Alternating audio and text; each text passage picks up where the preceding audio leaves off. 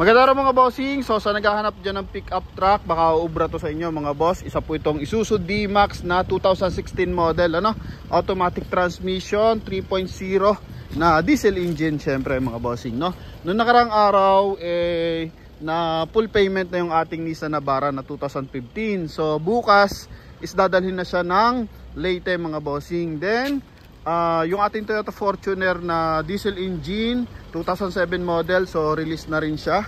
And yung isa nating Toyota Fortuner na gasoline engine, so reserve na rin mga boss, So dito naman sa ating Isuzu D-Max, dikit lang ang presyo nito dun sa ating Nissan Navara na 2016 model mga boss. Although kararating lang nito mga bossing. And yan, nililinis pa mga boss. Nalinis na yung labas, so engine bay na lang at saka loob mga bossing. So after nila malinis, ang magiging presyo nito is 750,000 mga bossing, Pero sa atin syempre sa Promote PH makukuha nyo lang to sa halagang 690,000 kasama yung transfer of ownership mga bossing. So sa mga interesado dyan para sa pick up, so eto na, So yun yan, na nakaraan, Navara natin 650, 2015 model. Ito naman 2016 na Isuzu D-Max 3.0 pa, so 690, so hindi na masama. So dapat ang price nito, tama na yung price nila doon, 750, kasi tatag price nila to ng 778 mga bossing. Pero dito syempre net to net price agad tayo dyan, para at least kung gusto nila ma-dispose na mabilis, so dito lang yung sa Promote PH pwedeng makuha mga bossing, or pwedeng magawa. So ito mga bossing is merong kasa record to, so may warranty booklet siya dyan mga bossing, full kasa record. And huling kasa record niya is I think 37,000 km. Nandiyan naman sa booklet. And coding nito is Monday. So 3.0 to. Mas hanapin to mga bossing kasi mas malaki ang makina. Syempre mas malakas ang hatak niyan mga boss, And same time Isuzu, so number 1 diesel. Gumagawa ng diesel engine na talaga naman sobrang katibay mga boss. Yan. So ito yung kanyang front area, naka-projector headlight. So may garnish siya mga bossing sa kanyang headlight mga boss, naka-projector yan. Then chrome din itong kanyang front grille. Walang basag yung mga headlight niyan mga bossing, Tsaka yung kanyang fog light, coding is Monday. Then sa gulong, ito yung gulong niya, silipin lang natin kung anong size. R16 yan, R16 to na 85% red light. Kulay silver yung ating unit mga bossing. Sa side, so maayos naman yung stepboard mga boss, walang yupe, walang gas-gas na bahagya, Wala naman siya malalaking gas-gas. May mga maliliit. Normal lang naman yan mga bossing. Then may signal light sa kanyang side mirror. Pailawin natin para mas makita. Yan. So eto, bago natin tuloyin sa loob, dito muna tayo sa labas. May rin visor na rin. Naka-chrome yung kanyang door handle. So LS variant to mga bossing. Then eto, may bull bar. Aftermarket lang to, hindi to talaga kay Isuzu mga bossing, Hindi siya galing kay Isuzu, so aftermarket lang. Ito yung kanyang bed liner mga boss. Yan. May mga ali-alikabok pa mga bossing kasi nga hindi pa siya tapos linisin. Then ito yung kanyang tail lights, so may garnish din siya mga boss. Yan. Okay, then naka 2-eye reverse parking sensor. Chrome din yung kanyang rear bumper mga bossing. So, eto mabilis to makukuha, and syempre pauna na lang. May reverse parking camera rin pala to mga boss. Yan. Ito yung bed liner niya. Dito naman is yung mga panlock natin sa ating mga bagahe. Lalagyan mo na lang siya ng belt mga boss. Yan, so ikutan lang natin na mabilisan to. Outside muna tayo. So dito sa kabilang bumper, eto. May siya, may gas-gas na mahaba. Then yung kanyang rubber is natanggal na. So as is na yan mga bossing, Okay, so malit na naman yan diferensya. Kumbaga dinideclared lang natin. Then dito sa mga pintuan, normal naman, may mga gas-gas ng konti. Then yan mga boss, kita naman natin kung paano magtubig. Ibig sabihin, ang lakas ng aircon niyan mga bossing. Maganda ang cooling system. Okay, lahat ng mags niya is R16 and wala pa mga tama mga boss, Kumbaga wala mga bingot. Front bumper, eto may gas-gas ng konti. Yan. Pero walang dent, walang bangga sa loob mga boss. Yan. Okay, then silipin naman natin is yung kanyang interior. Ito yung interior ng ating unit. Syempre, Naka power fold to ha. Naka power fold yung kanyang side mirror mga bossing. Yan. Also power adjust na rin to. Balang natin window. Ito. Check natin. Adjust. Okay, goods. Kabila. Okay, goods din. Responsive. Then window. Ayos. Likuran. Ito mga boss. Yan. Okay, then busina. Stock pa. Ito yung mileage. 47,340. Naka 2 din audio system. Dito, may lagay mo dito. Wala. Para sa nga ito. Mga boss. So, ito, not sure kung umaangat to mga boss. Alam ko umaangat eh. Ayan, umaangat nga siya. Then, ito yung kanyang air conditioning system. And, naka-automatic transmission. Leather to mga boss. Ayan, naka-leather to.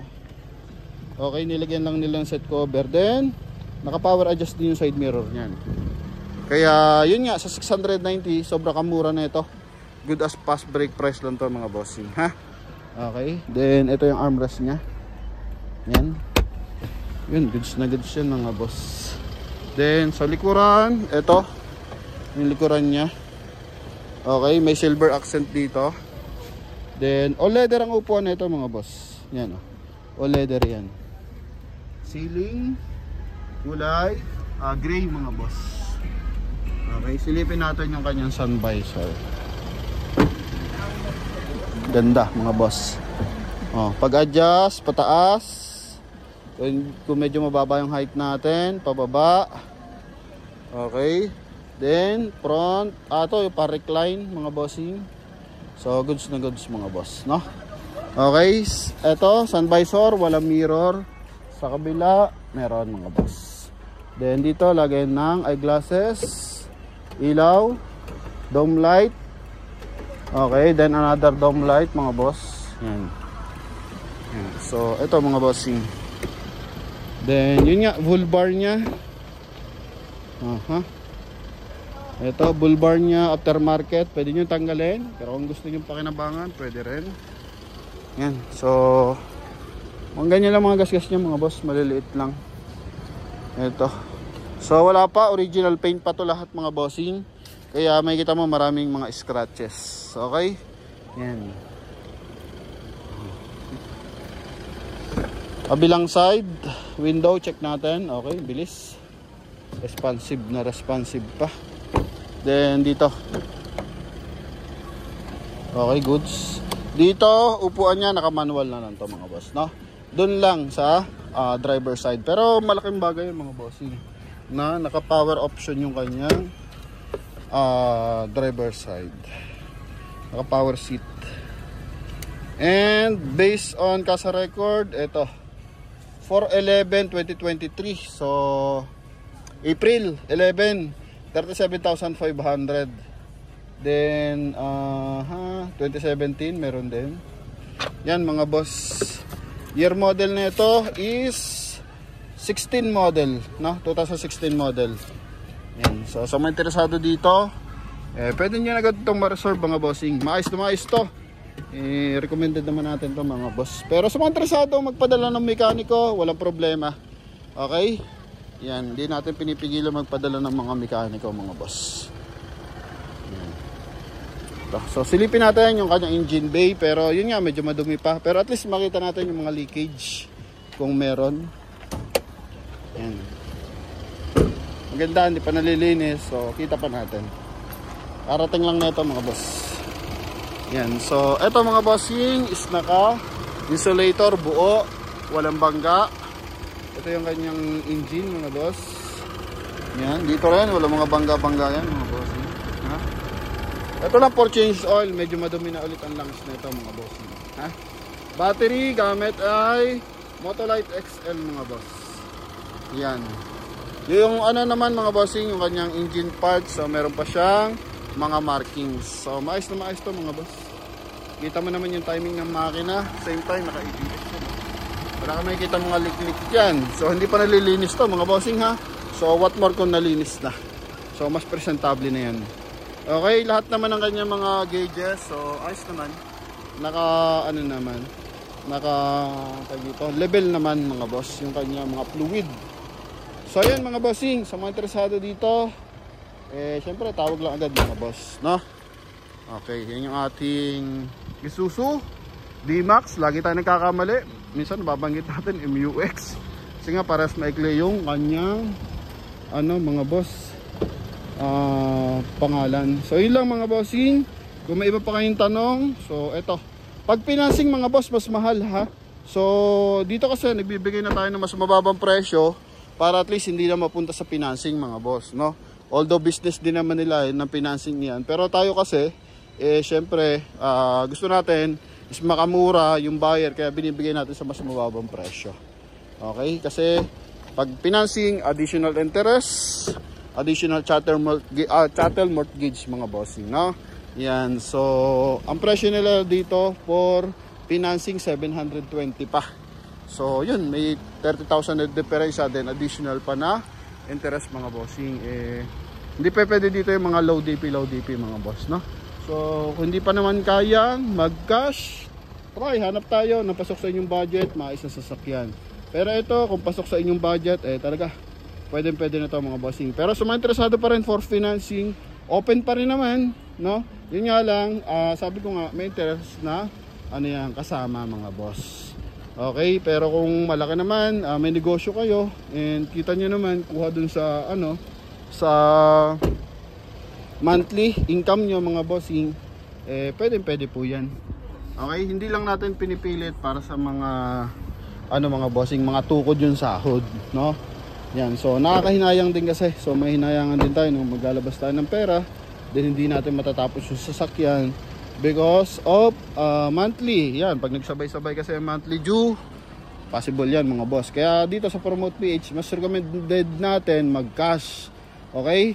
So all the pabor si dealer sa financing kasi may additional din yan, incentive para sa kanila.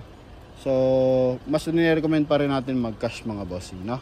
Talaga makakatipid ka ng malaki. So yun lamang naman mga boss, sa mga interesado dito, ito po yung ating Isuzu D-Max. Yan. And same time mga boss, thank you very much sa ating mga followers. Malapit na tayo mag 89,000 sa YouTube mga boss. Din sa Facebook, 480,000 na tayo. So konti na lang, 500,000 na and 100,000 na tayo dyan mga boss.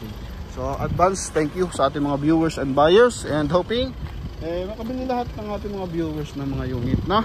Yan. So yun lamang po mga bossing. Thank you very much and God bless. Bye bye. So abangan nyo yung ating mga unit. So congrats sa ating mga viewers and buyers na nakabili na sa atin, and hoping yun mga boss, lahat ay makabili sa atin ng unit, no? Yun nga pala, meron pa rin tong cruise control, no? Yun nandito. So yun lamang mga boss, sa interesado, cruise control ba to?